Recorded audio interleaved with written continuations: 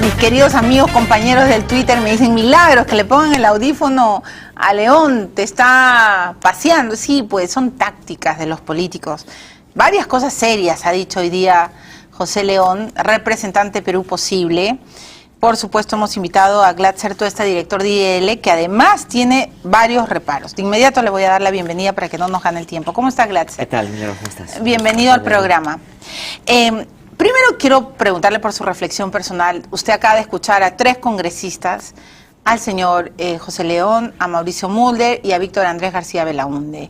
Y esto es un tema muy sensible para todos porque para empezar se está eligiendo o se va a elegir a los representantes del Tribunal Constitucional y a la Defensora del Pueblo. ¿Cuál es su opinión? Bueno, que creo que es una muestra clara de que el Congreso se esfuerza para seguir desprestigiándose, ¿no?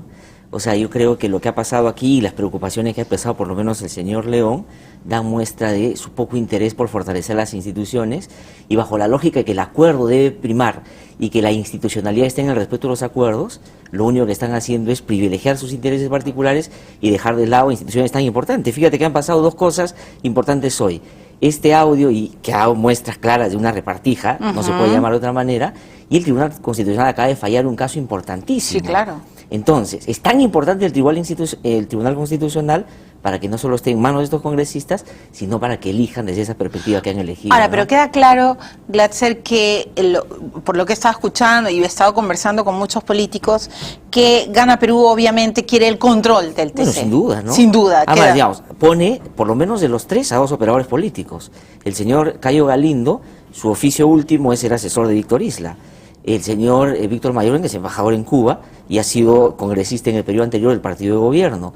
Y bueno, Francisco Eguiguren, que digamos tiene una trayectoria académica, constitucionalista, y lo conocemos, es una persona respetable, ha tenido 2 cargos políticos. Ha sido ministro de Justicia, por elección del presidente, y embajador en España.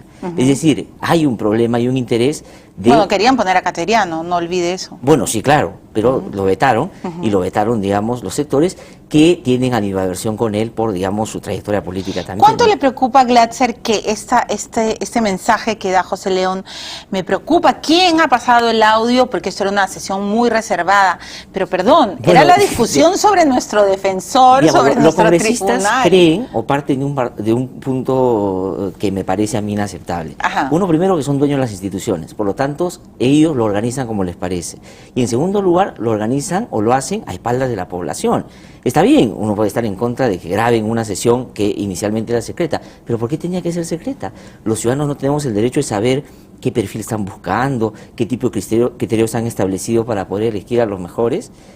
Pero Glatzer, además lo que dice Víctor Andrés García Belaúnde es bien serio, porque él pide que se revele todo el audio de la sesión, de las discusiones entre las bancadas, porque parece ser que ha habido muchos cuestionamientos a los candidatos y nosotros los peruanos jamás nos vamos a enterar de esos cuestionamientos. Y cómo los han soslayado o cómo, digamos, los han dejado de lado. O cómo lado. los han negociado. Exactamente, exactamente. O sea, digamos, nosotros hemos presentado una tacha que en contra de la candidatura del señor Sousa, y, digamos, tenemos una lectura muy clara de por qué este Tribunal Constitucional, que tanto bien le hizo a la democracia en el país y que justamente por el buen trabajo que hizo en la época de Fujimori, es que terminó, digamos, en esta ruptura, tratando de fenestrar a 3 de sus miembros. En 2 palabras, ¿por qué ustedes presentan esta tacha al señor Sousa? Porque no puedes poner al gato despensero, ¿no?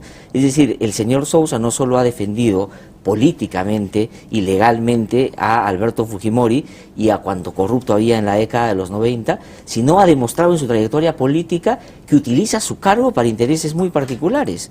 Por ejemplo, nosotros hemos revelado hace ya un par de años, por lo menos, de una gestión que él intentó hacer con el entonces jefe de la policía, que venía como jefe de la Irando, el señor Hidalgo, cuando el señor Octavio Salazar, que curiosamente terminó siendo congresista del fujimorismo después, para que hablaran del caso de los Sánchez Paredes, siendo congresista de la República y a la vez tenía su sociedad que nunca ha dejado de tener con el señor Nakazaki. Nosotros lo que hemos dicho es, si Sousa entra al Tribunal Constitucional, Nakazaki va a estar en el Tribunal Constitucional.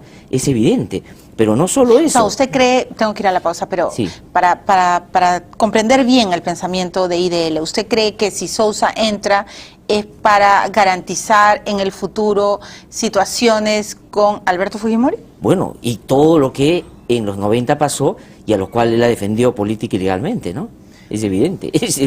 Bueno, esa es la Acuérdate referencia a que su Sousa. campaña electoral, el año 2006, para entrar al Congreso, como el candidato a la vicepresidencia, su campaña decía, vota para yo ser el abogado de Alberto Fujimori. Sí, claro. Y él lo hemos ejercido Y bueno, en luego todo fue sentido, el ¿no? abogado, sí, por supuesto.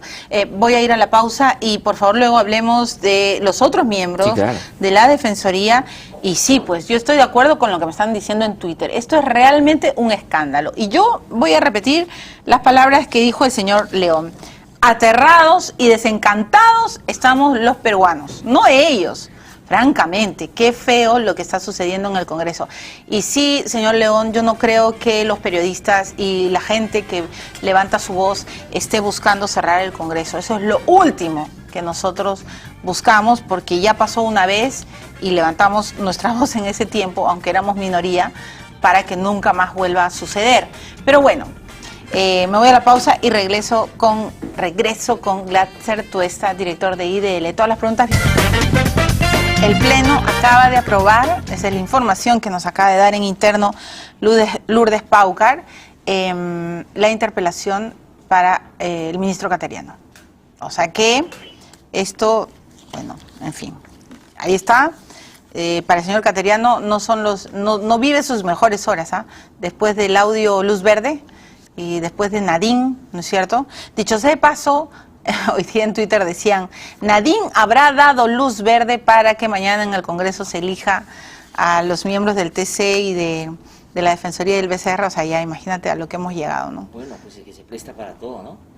Es decir, finalmente una repartija que además los congresistas, yo creo que malintencionadamente interpretan, porque efectivamente esta es una elección que no es la primera vez que se hace y tiene criterios, y los criterios que establece la ley orgánica del Tribunal Constitucional, por ejemplo, tiene que ver que la distribución o la repartición se da para integrar la comisión que va a proponer a los candidatos al Tribunal Constitucional. No dice que se apropia de la comisión y dependiendo del número de congresistas que tienen, elige cuántos cupos va a tener en el Tribunal Constitucional.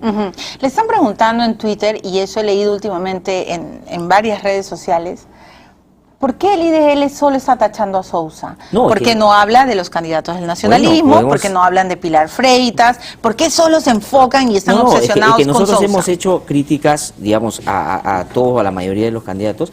Lo que pasa es que en el caso de Sousa nos parece un escándalo mayor. Una persona que gestiona, como te he dicho, para gente vinculada al lavado de activos. Una persona que, acuérdate, sacó un correo intervenido para demostrar, entre comillas, que César San Martín había hecho la sentencia de Fujimori con ayuda del extranjero. ¿Y el caso de Freitas no le parece grave? Nos parece grave también. Primero, digamos, porque tiene un impedimento legal que creo que no se ha dado mucha cobertura y que es bien interesante decirlo, aparte de todas las otras sobre Canevaro, que es inaceptable.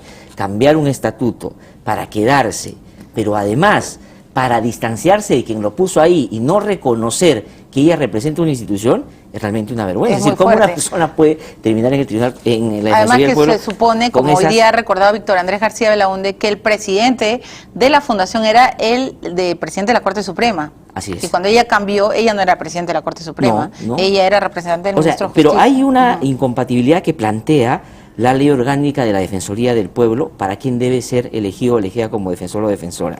Dice, la condición de defensor es incompatible con todo mandato representativo. La señora Freitas es concejal, es regidora, no podría. Cargo político, filiación política o sindical, ella es de Perú Posible. Asociación o fundación, digamos, ella pertenece a la de Canevaro o con la carrera judicial o con el ejercicio de cualquier profesión. Pero dice, el defensor del pueblo deberá renunciar a toda situación de incompatibilidad que pudiera afectarle dentro de la semana siguiente a su nombramiento y antes de tomar posesión del cargo. ¿Cómo va a ser la señora Freitas para en 7 días hacer que la vaquen en la Municipalidad de Lima? No sabemos. Imposible. No. Porque necesitas por lo menos faltar a 3 sesiones ordinarias sin justificación. Claro, pero los abogados constitucionalistas han dicho, no hay problema, se le elige y luego renuncia. No, pero la ley de la pero Defensoría... luego echa la ley y echa la trampa. No, sí, claro, doctor pero en principio, pero eso no es el principal cuestionamiento para nosotros. La Defensoría del Pueblo, como se ha dicho aquí, siempre ha estado representada por personas intachables. desde Jorge Santisteban de Noriega, pasando por la doctora Merino, por Walter Alban y Eduardo Vega, que ha tenido el coraje de plantear algunos elementos y generar una tensión con el propio gobierno, sabiendo que de ahí han venido los ataques y las críticas posteriores. Nos parece inaceptable que pueda ser defensor del pueblo, ¿no? Ok, Glatzer, permíteme hacer una interrupción, sí. Tenemos que ir a Arequipa.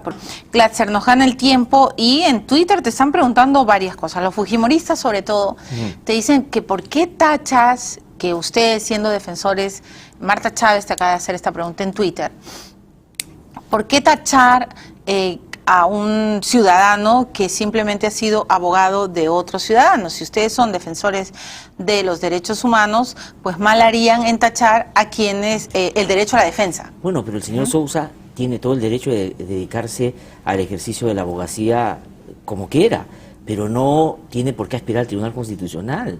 Es decir, no pondríamos nosotros, por ejemplo, a el abogado de Momón a ser ministro de Justicia. De repente podría ser, porque digamos cualquiera puede defender a cualquiera, pero no lo puedes poner porque es el Ministerio de Justicia. No vas a poner a al abogado de Ringallo a organizar pues Maranguita, ¿no es cierto? Podría ser, pero no lo pondrías. Entonces, alguien que ha defendido la ruptura institucional, que ha ido contra la institucionalidad democrática, que ha actuado utilizando su cargo público para intereses particulares, ¿por qué tiene que ser miembro del Tribunal Constitucional y tenemos nosotros que callarnos y decir, como es abogado y ha tenido clientes, no podemos vetarle eso? Que se dedica a la abogacía, cosa que ha hecho además con mucho éxito él con su socio. Bueno, y sigue haciéndolo, ¿no? Y lo sigue haciendo. Exacto. Y señor Tuesta, finalmente, para cerrar el programa, ¿cuáles son sus tachas o sus observaciones, mejor dicho, a los candidatos de Gana Perú?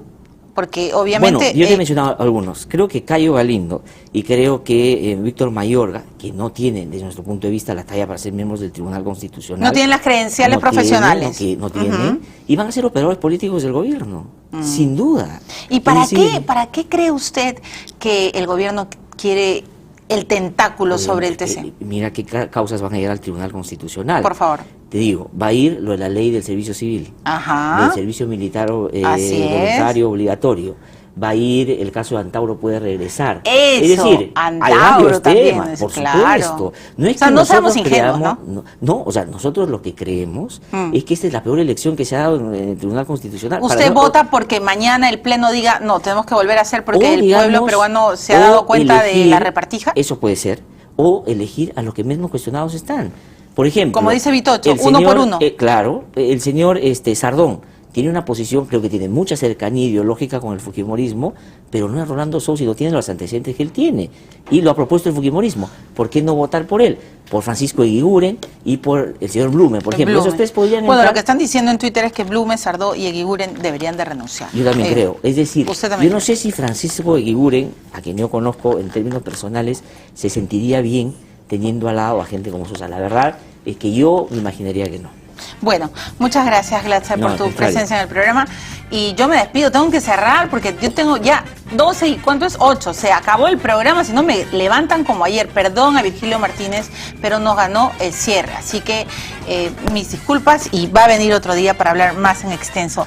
Se fue, mañana veremos lo que pasa en el Congreso. Tremendo día que nos espera. Hasta mañana.